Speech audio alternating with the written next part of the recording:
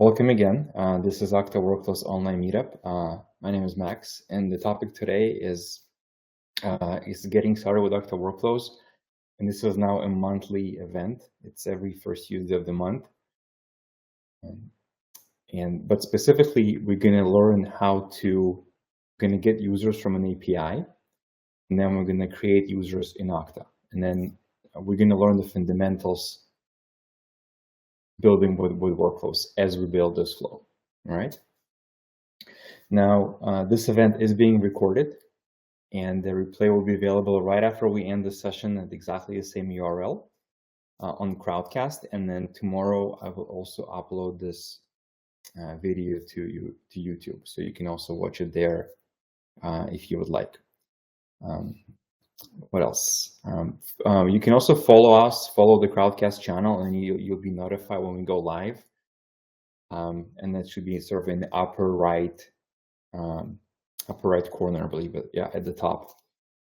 Tell us also what topics you would like to for us to cover. So again, this is a monthly event, but then we also we cover other topics as well. So my email is in the first column, so please shoot me an email if you have any topics you want us to cover.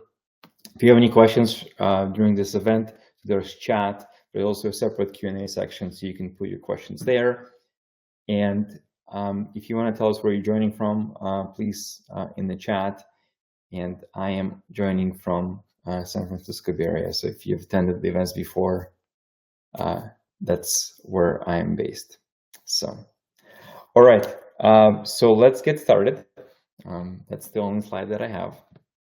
Let me go to workflows.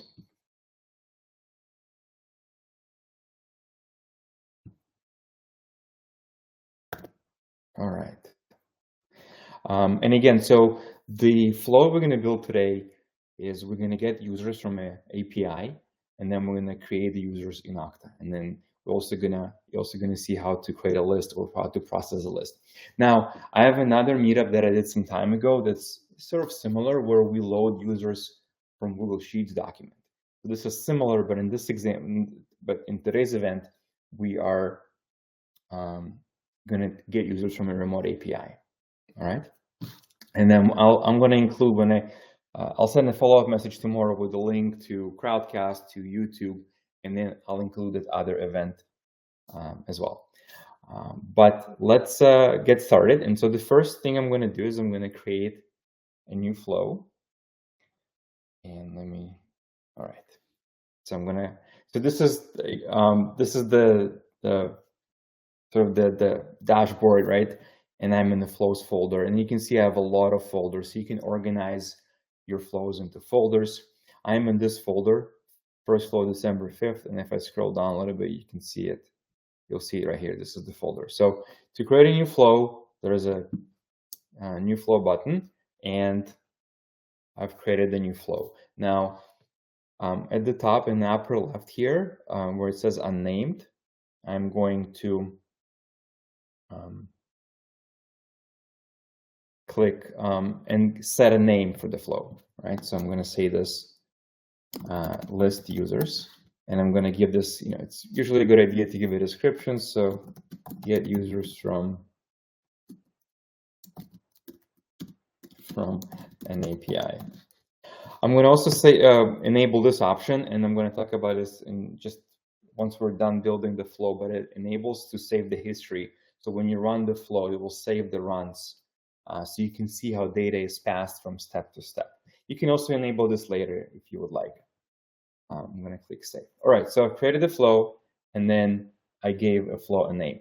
Now, so usually the first thing is, how do you trigger a flow? So there are a number of ways to trigger a flow, and so the first one is event-based. So if an event happens in some system, usually it's Okta, but it could also be a third-party system. So if an event happens, that event can trigger a flow.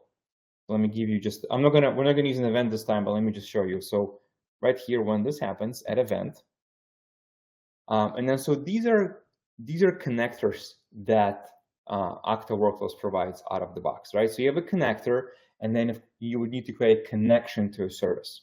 Now, I already have an existing connection to Okta, for example, just to give you just to show you the events. I'm going to click Okta, and then every connector will support different events. So you can see there are a lot of events that the Okta connector supports, right? And so using any of these events, you can trigger a flow, right?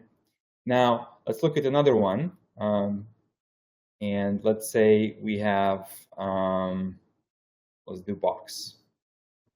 Now, these are the events that Box supports, less events, but for example, when file moved. So when a file is moved in Box, you can trigger an Okta Workflows flow, right? So that's number one. That's event.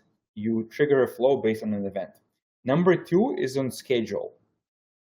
Right here, schedule, so you can run the flow periodically, right? And we're going to use this in at the end. So once you add this card, it asks you to schedule. Like, you can run it as often as every 5 minutes, every hour, every day, every week, and so on. All right. So that's number two. The third way is via an API endpoint. So you can have an external system trigger a flow via an API endpoint. So this is, for example, an example when using your webhook. So you have a system where some event happens, and then it will trigger a workflow via an API endpoint, right? And then the fourth way, which we're also going to use here, is a helper flow. That's when one flow calls another flow, right? Now, there are other ways you can trigger a flow, but these are the four main ways. So again, based on an event, on schedule, as an API endpoint, and then helper flow. Now, for now, I'm going to delete this schedule as I'm building it, but I'll add it back later. Is there any? All right. No questions. Okay. Now, so as I said, we're going to get users from a remote API. Now, for the API that we'll be using is called Random User. So it's a free service API that generates a list of users. Okay, and so you can see this is how it looks. So there are a lot of options. You can do, locations and what else? Well, actually, let's scroll down to documentation so you can see what options you can specify. So you can even do different sort of countries here, and right here, these are different properties. You could do gender, name, location, email, login. So a lot of different things you can sort of specify, include or not to include. But for this one, this is the one I'm going to use. So this one is pretty straightforward. It's the result right here returns 3 users. So I don't want to create a lot of users. I just want to create 3 users. And then I'm only including name and email. So those are the only 2 fields that I'm including, right? And everything else you can do date of birth, you can do country. I'm not including in this particular example, right? So this is the API endpoint. All right. So let's get to workflows. Now, I've showed you that there are a lot of connectors, out-of-the-box connectors, right, that you can use, right? You create a connection, but if there is an API that you want to use that's not listed here, you can, of course, still call it. You just have to set up the call manually, okay? And that's what we're going to do. Now, I'm going to use the function. So the function card is a card that allows you to work with data. So you can create data, you can create lists, you can create objects, you can create, manipulate text, numbers. So that's a function. You can create if-then logic, you can process list. That's what's called a function card, right? Right here is an app action. And again, this is going back to the connectors. This is where you interact with other services, right? And we're going to use Okta at the end here as well. But let's go to function. And the one I want, I'm going to scroll down and I'm going to use the API connector. So this card allows me to make API calls, and you can see there are different HTTP sort of methods that I can use here, and one I'm going to use is called get. Okay, and I've got a card. Now, usually every card has inputs at the top and then has response or outputs at the bottom, right? So every card has a very similar structure. Now, this particular card requires a URL, and so I'm going to go to this window. I'm going to copy the URL, and I'm going to paste it here. All right, and that's already enough for me to test this card. And every card, or you can test in Workflows. Now, at the bottom here, you'll see this Test This Card button, and so you can click it. And then you can provide inputs if you would like for the test, and I'm going to click Test.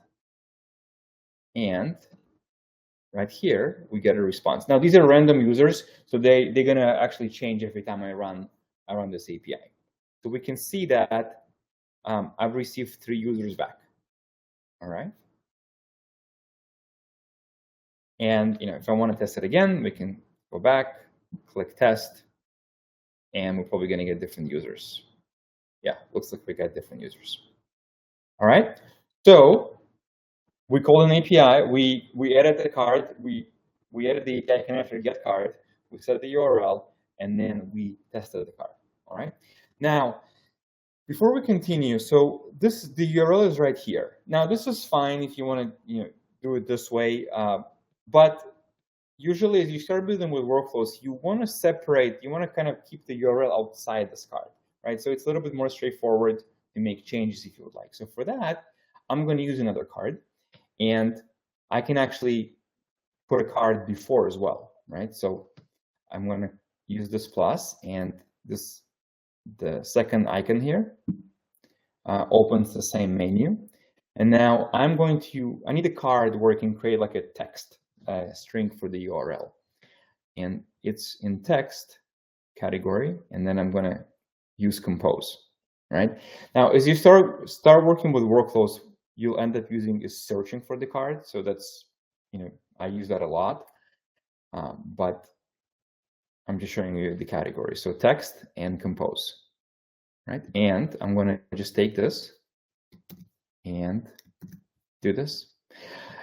And now, as you can see, so this is the input of the card, and then this is the output. Now I'm going to take this output and I'm going to connect it. And so this is one of my favorite capability in workflows, is this ability to connect data. I'm going to take this and just connect. All right. Let me just show you again. So I take this and connect. All right. Now, also what I like to do is, this is called output. And this is fine for a name, but sometimes you want to give a little more context. So you can rename these outputs. And now if you click this little small arrow and then click customize, so you can just change the name to URL and then click save. And then the field is updated in the compose card and also here as well. So this is, again, a good idea if you're building a more sophisticated flow, to give the names a little bit more context. All right. Now, once we have 2 cards, right? You can test the card individually, but now we want to test the flow. So to do that, there's a run button. We're going to click the run button, and it now runs the entire flow. All right. As you can see, this is the compose card, and this is the headers information. And if I scroll down, we can expand, and you can see the 3 users. All right. Now, if you remember, I checked this save the data option here. So let me show you what this does. Notice that, sorry, switched too fast. Notice there is a 1 run here. And if I go back, if I run again, notice there's another run, and I can select a run and see the data that was passed from card to card for that particular run. So that's what this option does. You're going to use this option all the time, so you can see how data is passed for each execution. So this is the one I did, and then this is the other one I did. All right. All right. One other quick thing I want to also show you. Let me go back to execution. And notice right here, so this card has 3 fields: status code, headers, and the body. Now let's say you don't care about headers, like you don't want to see these headers every time. So what you can do is, all cards also allow you to configure what fields are visible. So there's a little gear, every card will have a gear, and you click the gear and you say choose fields. And then here you can decide, like, I don't want to show a particular field. So I don't care about the status code for this example. I don't care about headers, only want to see body. And then you can see just becomes a little bit more compact. All right.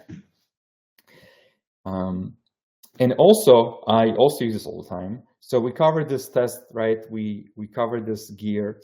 There's also a question mark. So this is very handy, is that this actually opens the help for the card, right? Again, I use it all the time. And then it just help for the card. It tells you how it works. It tells you the inputs.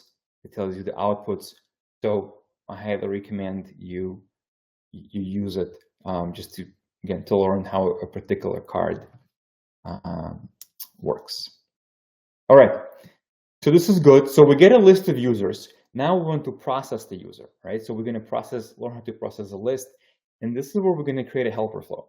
So whenever you have a list of objects, records, anything, you need to process the list, right? Each record at a time, you need to create a helper flow, right? So I'm going to go back to my folder, and I'm going to create a new flow. And I'm going to call this create user, and I'm going to go as a description. This is helper flow to create a user in Okta. And I'm going to, again, enable the saving as well. And as I shared earlier, the helper flow, right? That's another way we can sort of run a flow. That's one flow runs another flow. And then this is the card that you want to use. It's called helper flows right here. So, right. And now it's gonna sort of prompt me, like, what inputs do you want into the helper flow, right? And then I'm going to say it's user, right? User, but it's not just a plain user. So notice every field also has a type. And then we want to select object here, right? Because it's a JSON object that's going to be passed. If you saw when I tested, it's a JSON object, has first name, last name, and email, right? So again, this is important. Every field, you can set its type, right? Now, this is already enough for us to test and just make sure this helper flow works. So I'm going to click save, and I'm going to go back, and I'm going to open the main flow. All right, now, just to show you the history for a second, what I have here is, notice that I get 2 things here. I get results, which is the array of users that I need, and I also get info. So what I need to pass into the helper is I need only results. I don't need this info, right? This is not something I need. Now, before I can do that, I need to extract that results array from the response. So to do that, I'm going to use a card. It's a function card, and it's called get. So what it does, it extracts a path from a JSON object, and it's part of the object. It's in the object category, and right here, get. So it says read the value from an object at a given path. Okay. So again, you can see there are inputs, and then it has an output. Now, the input is this response. And again, I only need the result. So I'm going to say I want results. That's the path that I want. And then I'm going to make this is going to be an object, and it's going to be a list. Right? And again, I can just run and just make sure it works. I can click run for the entire flow. And we can see that now I got the response, just the array that I want. One other little handy thing I'm going to show you is you can test this card individually as well. The only thing you need to do is copy this entire JSON, copy, go back here, and then click test, and then paste the response. So I do this also quite often. And then test. And then we can see that we get a list of, we get the array. So this, you can test the card individually as well. But all right, so we got the array. So now we need to pass to the helper flow. Now to do that, we're going to use a card called for each. And it's, again, it's a function card. And it's part of the list. It's in the list category. And I'm going to say for each. Right? And so it takes a list, and then it will pass each item from the list into the helper flow. So I'm going to take this output, right? And again, you can rename it if you would like, so it just has a little more context, like this, right? And now it's asking me, well, now which helper flow do you want to run? So I'm going to click choose flow. I also want to notice, so right here, there's only one field right now. So when I choose a flow, you'll see an extra field appear here.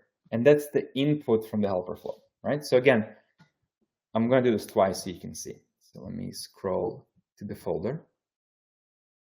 And this is the one. And I'm going to create user. So notice I click choose. And now it says with the following values. So when I select the helper flow, it reads the helper flow information and it sees what inputs it has. And then it shows me the fields here, right? So let me do this again.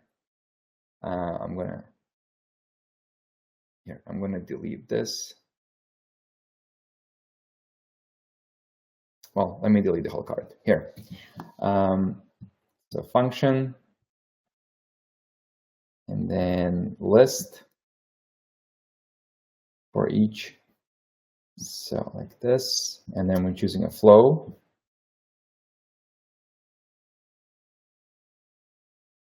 Right.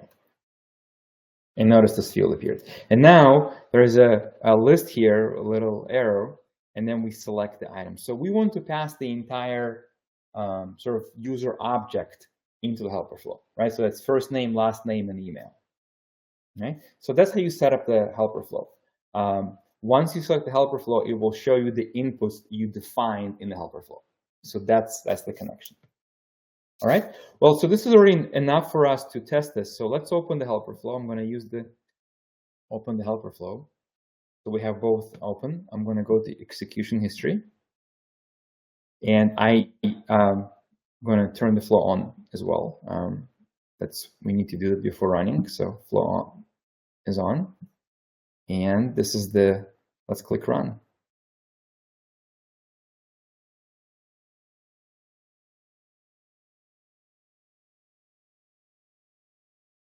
All right, let's switch here. And we have 3 runs, right? We have 3 users and we have 3 runs. And then you can select the first run, and you can see this is first user that was passed, right? And then this is the second user that was passed, and the third user. So this allows us to see that the helper flow is working and it gets the data from the main flow, right? So let's continue building the helper flow. Now, the next step is, again, we get a JSON, and we want to retrieve each field. We want to retrieve the first name, we want to retrieve the last name, and the email, right? So again, let me go back. Sorry, I know a lot of switching, but all right. So this is the JSON, and we want to retrieve individual fields. So notice right here, the email is sort of outside, and then there's a name object with title, first and last. Okay. And I also copied this. Right. Now to extract, I'm going to use a card called get multiple. Now it works just like get, but it allows to retrieve multiple values, right? Get only does one. With get multiple, it actually does, you can do any number. So I'm going to map the user. And here I'm going to type the keys. So the first one is name first. And then I'm going to do name last. And again, remember, email is outside. So I'm just going to be email. Now, again, if you're not sure if this is going to work, you can always click test. And that's why I copied that object. And I'm going to copy it here and just test. And it works. All right. So this is, again, a good way to see if the keys are correct. All right. Well, let's do a quick test. Let me save. Let's go to the main one, click run. So running the main flow, then go to execution history. And we got 3 more, and we can see that now we extracted the first name, the last name, and the email. All right, now the last step is to create a user in Okta. And so up until now, I've been using the function cards, but now I'm going to use an app action again. And so this is using a connector to interact with the service. And so in this particular case, I'm using Okta.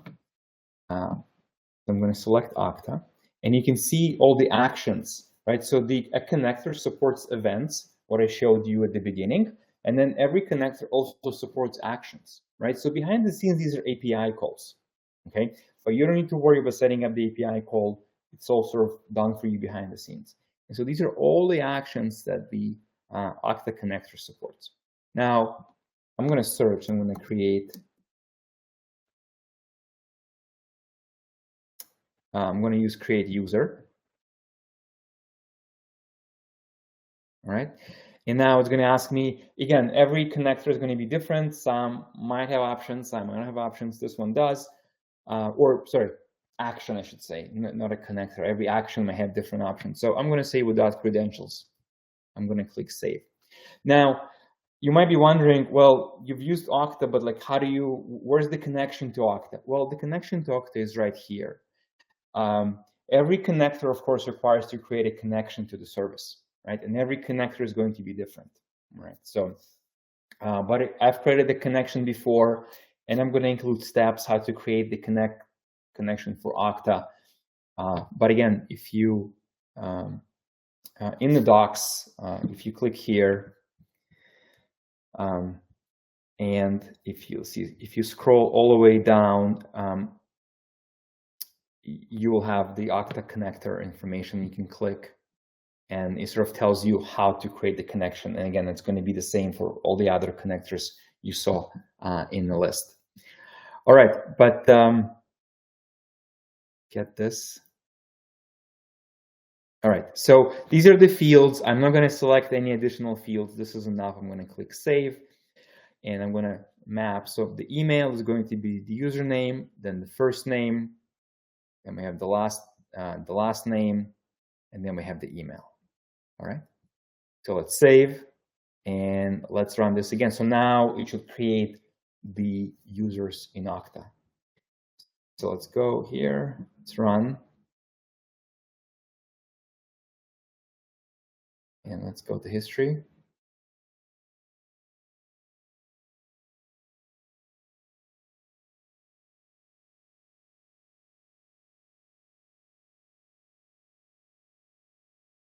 All right, so we can see that right here. We've got additional, well, 3 more runs. And now I'm going to go to people, and I'm going to refresh people. And we can see that these 3 users with the example.com domain were created in Okta. All right. And so, yeah, that's right. That's our flow. So we're calling in a remote API, right? We're then passing the list to a helper flow. And the helper flow then processes each item at a time, and this is the helper flow, right? And it creates a user in Okta. All right. So that's the flow that I wanted to show you. And again, the goal is really, as we build the flow, is cover the fundamentals. So we covered, how to trigger a flow, the different cards. In this particular one, we've used mostly function cards, but we also use the Okta, which is an action card. I showed you docs. I showed you how to configure the card, how to test an individual card, how to test the flow, right? The execution history. And then the last thing is, again, I said, let's configure this to run. And so I would, on schedule, for example, let's say you want to run this every week. So we go to schedule, and then say, once a week, I don't know, maybe on a Friday, 9 a.m. is fine, and then click save. All right, and then at the top here, you'll see that it shows me when it will run next. All right, I'm going to turn it off in a second, but so now, your AP, it will run every Friday. It will check, call the API, get new users, and then create the users in Okta. All right. All right. Well, let me see if there are any. I don't see any questions, but let me go back to. All right. Cool. Well, I don't see any questions. If you folks have any questions, please let me know, and don't hesitate to reach out to me via email if you have questions after the event. One thing I just want to show you. So we have more events on Crowdcast, right? We have one next week, right? And then other events as well. So please register if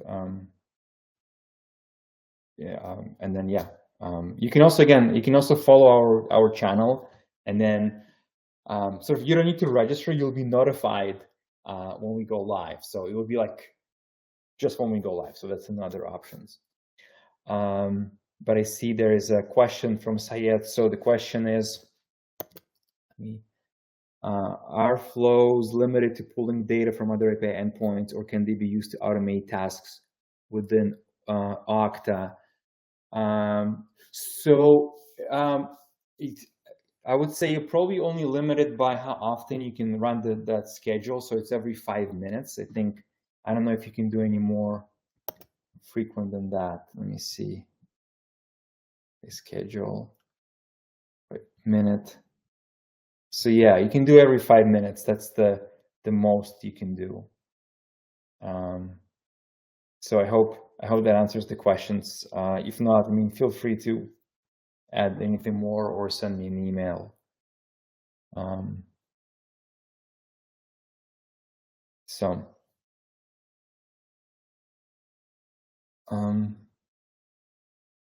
Well, cool.